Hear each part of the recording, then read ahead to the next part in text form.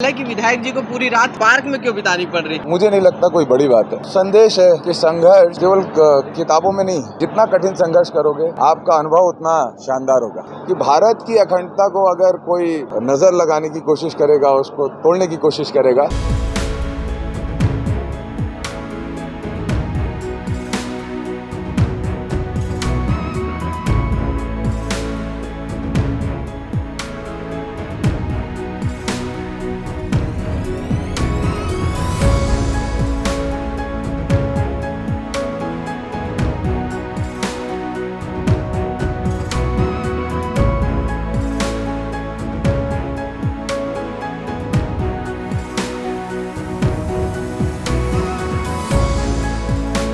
बुजुर्ग अंकल, उनके घुटने में दर्द है, फिर भी वहाँ देख रहा हूँ मैं भैया के साथ कदम से कदम मिला मिला कर चल। ये एक त्याग का प्रतीक है जो देवेंद्र भैया हम लोग को सिखा रहे हैं। मुसाफिर हैं यारो, ना घर है ना ठिकाना।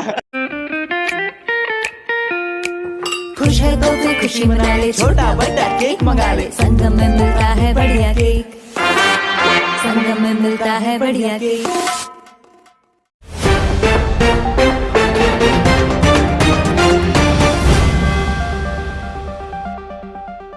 नमस्कार दर्शकों, मैं प्रशांत और आप देख रहे हैं तीरंदाज।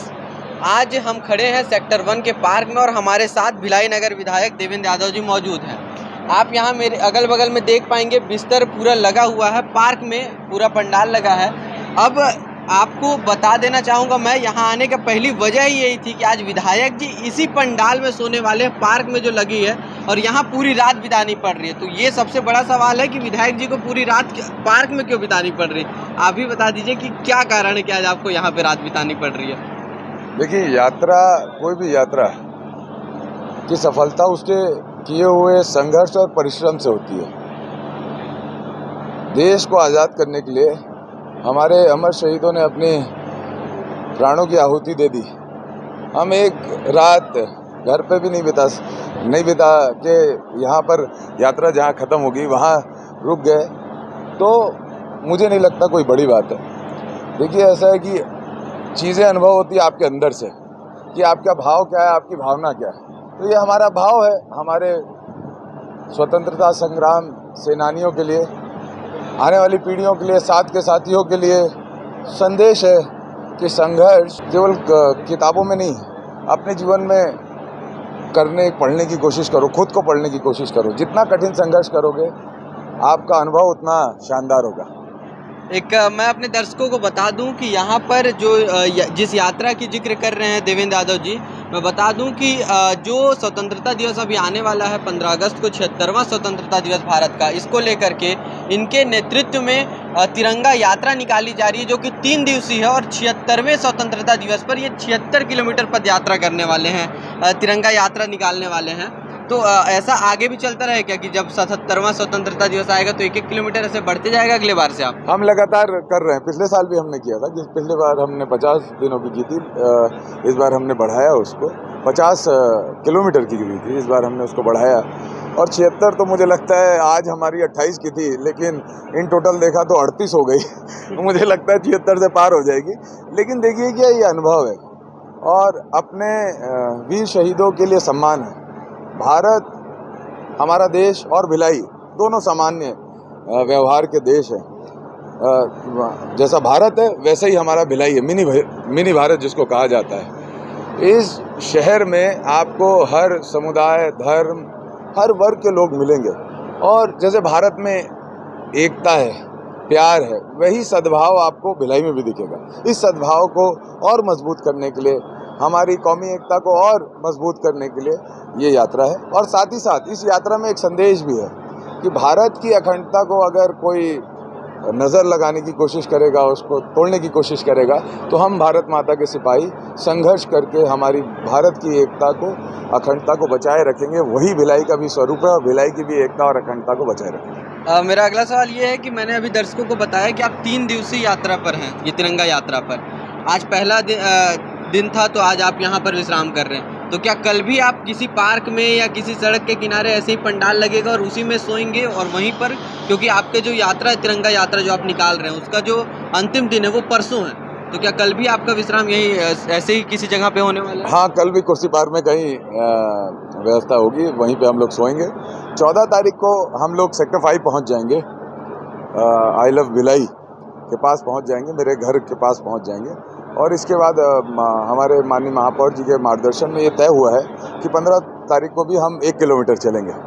तो मुझे जो आज साथियों ने कहा है उसके आधार पर ये कहेंगे कि 15 तारीख को भी यात्रा चलेगी, 1 किलोमीटर की रहेगी अंतिम दिन की, जो सेक्टर 5 आई लव भिलाई से होते हुए शहीद पार्क जाएगी। तो ये 3 दिवसीय मुझे आखिरी जो दिन रहेगा 14 तारीख का जो रहेगा उसमें हम सेक्टर 1, सेक्टर 3, सेक्टर 4 और सेक्टर 5 को कंप्लीट करेंगे आई लव भिलाई का। चूँकि आने वाले समय में बहुत जल्द विधानसभा चुनाव आने वाला है, चुनावी माहौल भी चल रहा है, तो क्या लगता है इस तिरंगा यात्रा से कुछ देशभक्ति के माध्यम से आपसे और भी कुछ नए लोग जुड़ रहे हैं? इससे क्या लग रहा है, क्या सफलता होगी और आप अपना मैसेज जो है जनता तक किसके माध्यम से पहुंचाने की कोशिश कर रहे हैं?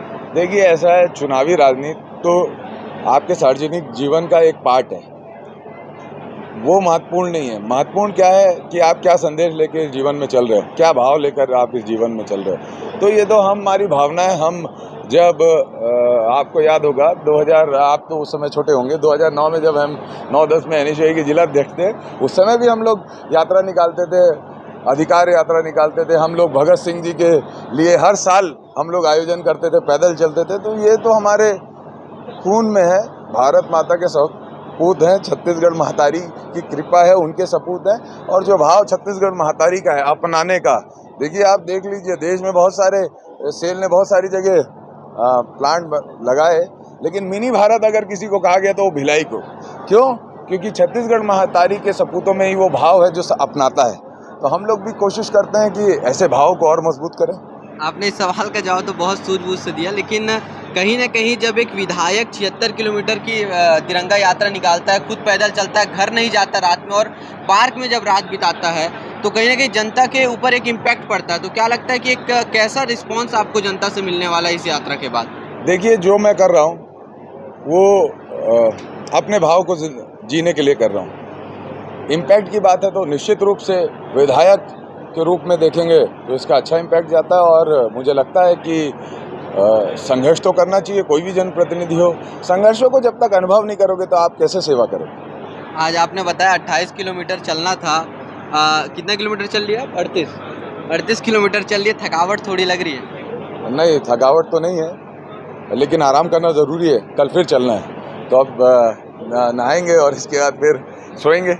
आज उपवास भी है, तो भोजन वोजन का तो है नहीं, दूध पिएंगे। व्रत में भी आप 38 किलोमीटर पैदल? हाँ, शनिवार का दिन है, व्रत रखते हैं, हनुमान जी की कृपा है, हो गया सब। विधायक जी आज यहाँ अकेले रात नहीं बिता रहे, बल्कि जो उनके साथ देशभक्ति में तिरंगा यात्रा किए जा रहे हैं, वो कुछ लोग भी यहाँ पर हैं जो पूरी रात पार्क में बिताने वाले हैं। आज कितने किलोमीटर चले हो आप? आज नेताजी के साथ पूरा सेक्टर 5 से रथ पार्क से चालू हुआ था और आखिरी सेक्टर 1 में ख़त्म हुआ है, तो पूरा साथ चले नेताजी। यहीं रहना है क्या रात भर? हाँ, हमारे बड़े भैया के साथ रहना है, विधायक जी के साथ। लेकिन ये यात्रा तो 3 दिनों तक चलने वाली है, कल भी उनका ऐसे ही कहीं रुकना होगा? सुबह फिर यहाँ छावनी से चालू होगा कुर्सी पार तक, फिर परसों यहाँ सेक्टर 1 से चालू होगा। थकावट थोड़ी आई है क्या इतना पैदल चलने के बाद? इतना चलने में तो आएगी क्या भैया, थोड़ा थक गए। हाँ, लेकिन सुबह फिर तैयार सुबह फिर रेडी हो जाएंगे।